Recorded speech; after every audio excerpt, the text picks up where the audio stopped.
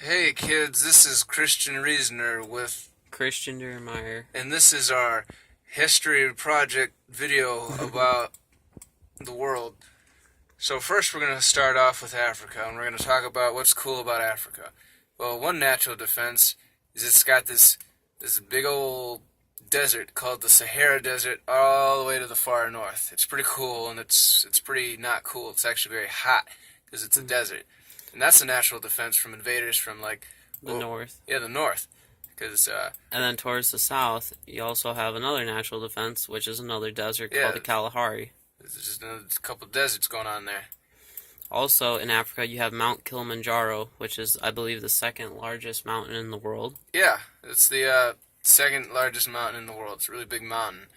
Also, we have the Nile River, which cuts through a lot of the Sahara Desert over here, Which is the longest river in the world.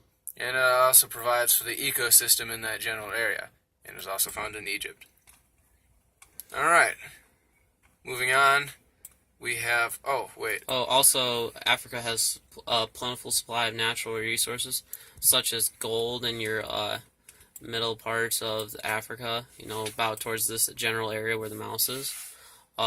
Then towards the west side of Africa, there's a lot of salt deposits. So salt was actually a really popular trade item back a few centuries ago because of its ability to preserve meat and act as a spice also.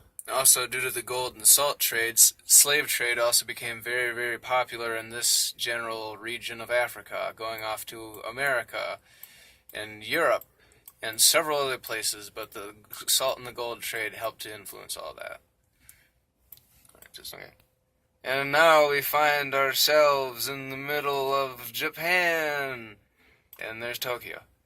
So Japan has a lot of natural defenses, one of the largest being the fact that the entire country is a series of islands with four main islands, but a lot of smaller islands.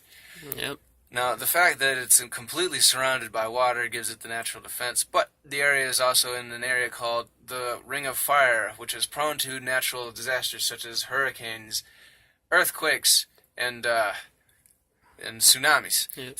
Which is quite unfortunate. Well, it's also unfortunate for the Mongol fleet, who tried to invade Japan twice, but was destroyed twice because of, Sometimes. what was it, a hurricane?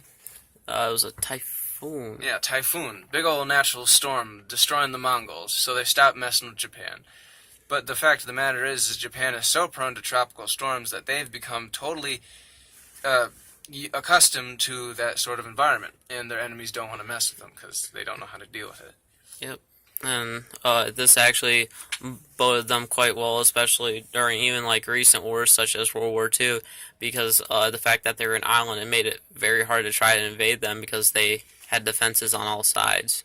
Except for when we nuked them. But other than that, yeah, they got a lot of defenses going for them. Alright, let's put it. Next, our journey takes us to China.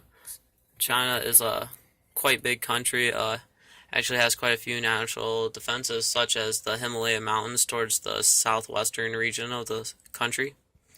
And the ocean over to the far eastern areas, which covers pretty much half of the country.